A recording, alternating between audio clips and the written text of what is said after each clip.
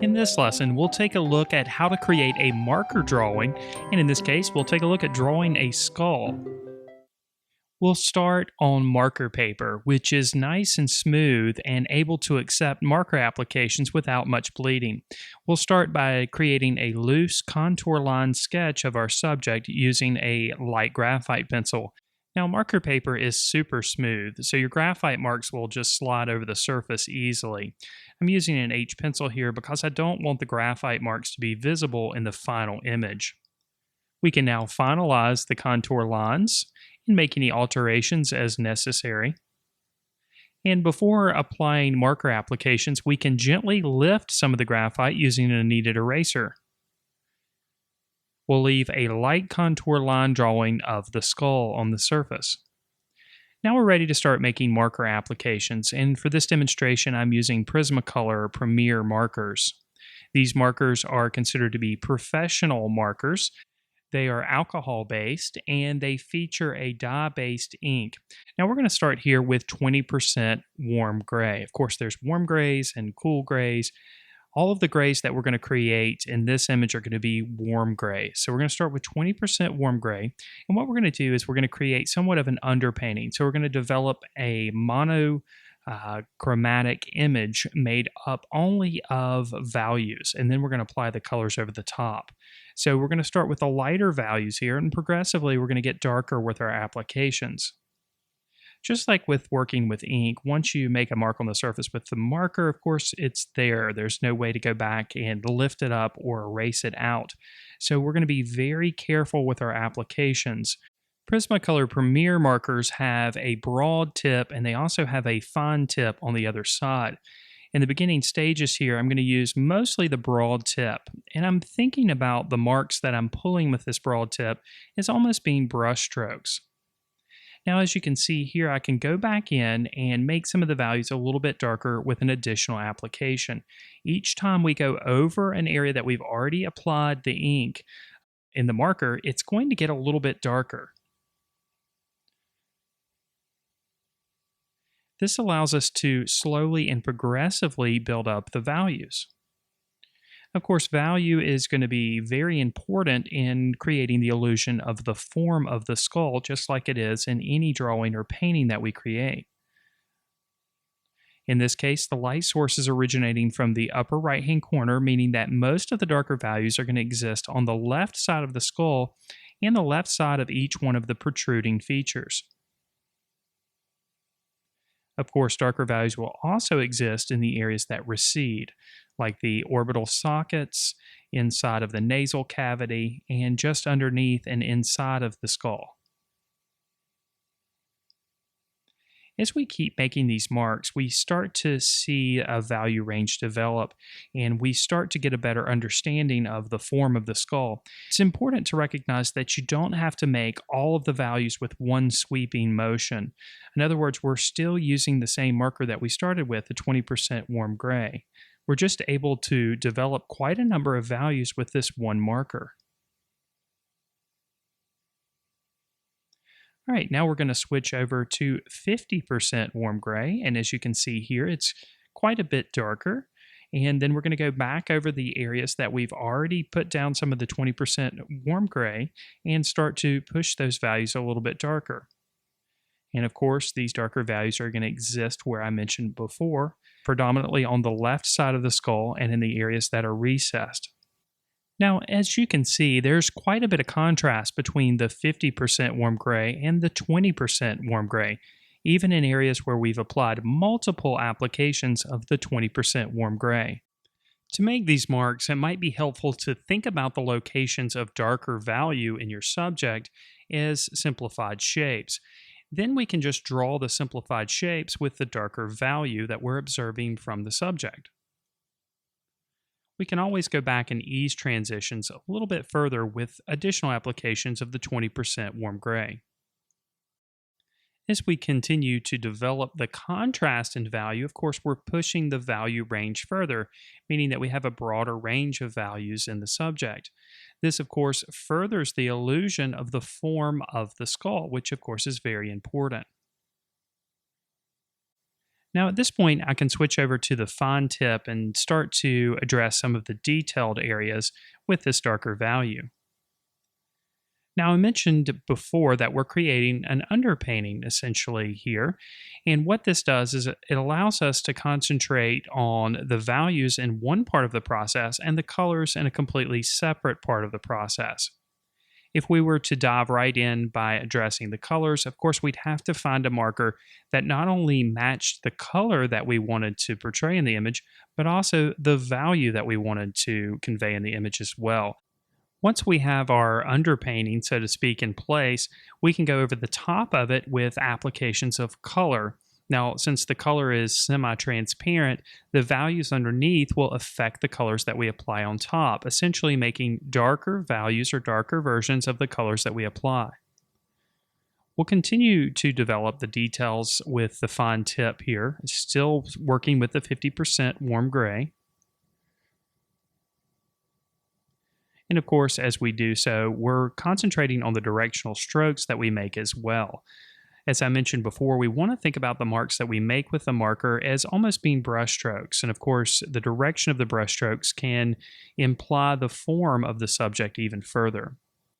In this case, the contrast between the 50% warm gray and the 20% warm gray is a little bit strong in areas. So I'll revisit with the 20% warm gray and add a few additional applications to ease those transitions of value. And then I can go back and work more of the details of the shadows that happen around the teeth, again with the 50% warm gray.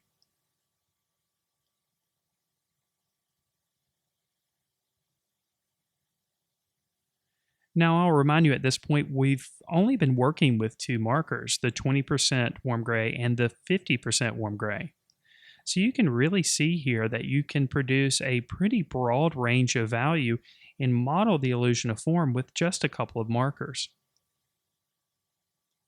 We'll strengthen the shadow at the bottom of the jawbone and add a couple of marks for some sinus cavities.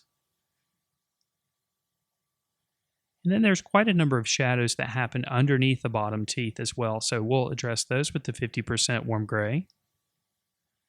And we're leaving areas of highlight. Of course, we're going to allow the white of the paper to do a lot of the work here when we're addressing the highlights.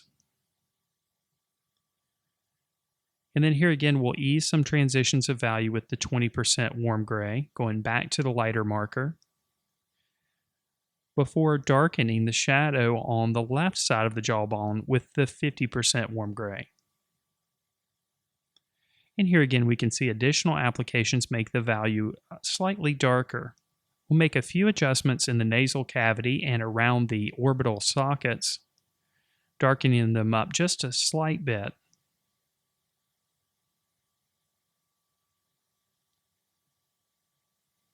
And now to make the top portion of the skull feel a bit more rounded, we'll pull that darker shadow around and add a bit of a curve to it.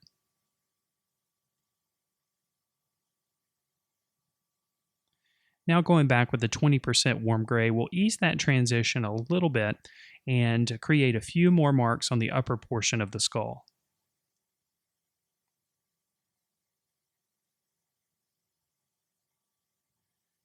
And then again with the 50% warm gray, we'll add a few more marks that extend over the top of that edge just so that curve is not so strong.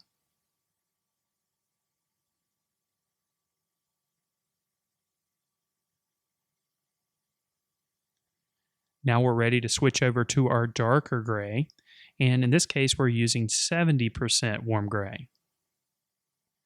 And just like we did with the 50% warm gray, we're going to go over the areas of darkest value. The addition of this darker marker, of course, is going to broaden the range of value in the image, which in turn will help to further the illusion of the form of the skull and also the illusion of the light source in the image. Now, since this marker is so much darker, I'm going to use the fine tip for most of the applications.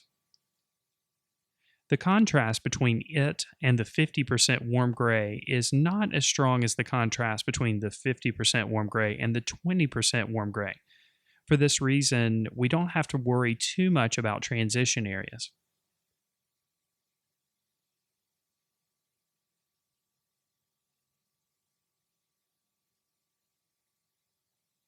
We'll continue to darken areas as we see fit, in this case inside of the orbital sockets. And we'll also darken up some of the values inside of the nasal cavity as well. And at this point, we're really starting to see that contrast work.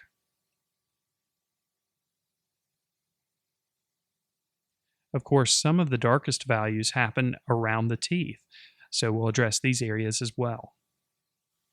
And to finish up the underpainting, we'll darken up some of the areas on the back side of the skull. Now we're ready to start addressing the color. And in this example, I want to create a color relationship between orange and blue. Orange and blue, of course, are complementary colors. I'll be using blue in the areas of shadow, and I'll be using orange hues in the areas of highlight. So we'll start here by applying the color light cerulean blue over the areas of shadow. Now we'll allow these blue marks to extend outside of the boundaries of the shadows as well. We want these little pops of color to interact with the warmer colors that we'll add in a moment. Since most of the values are in place thanks to our underpainting, we can use the broad tip for these marks. They can be loose, and we can have a bit of fun with these applications.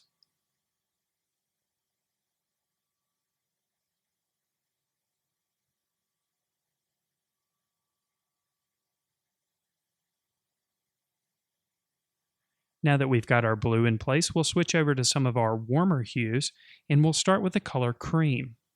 I'm applying the cream, of course, in the areas of lighter value.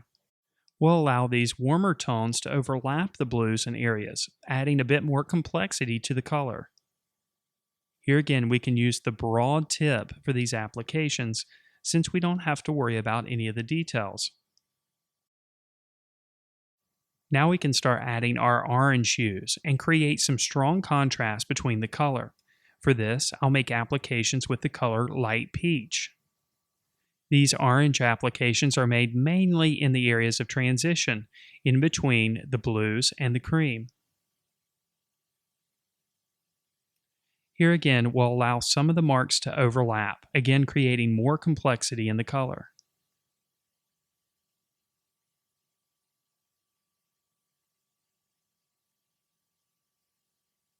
Now we'll add a third color, mainly in the areas of transition between the orange and the cream.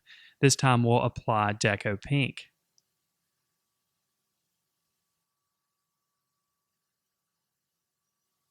Using the fine tip, we'll make a few applications with the light cerulean blue on the side of shadow within each tooth.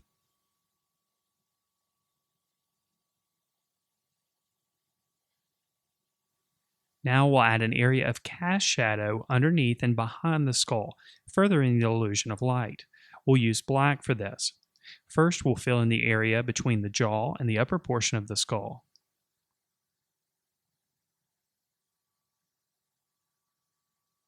Then, using the fine tip, we'll define the edge of the cast shadow around the edge of the skull. Then, using the broad tip, we can go ahead and fill in a nice solid application in the area of cast shadow.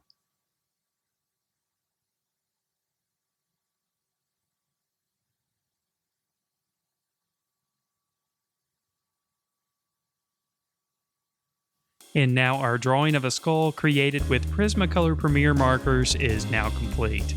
If you enjoyed this video, I encourage you to subscribe to the channel, and if you're ready to learn more about drawing and painting, then why not check out our comprehensive membership program, which includes video courses, weekly live lessons, ebooks, lesson plans, and much, much more.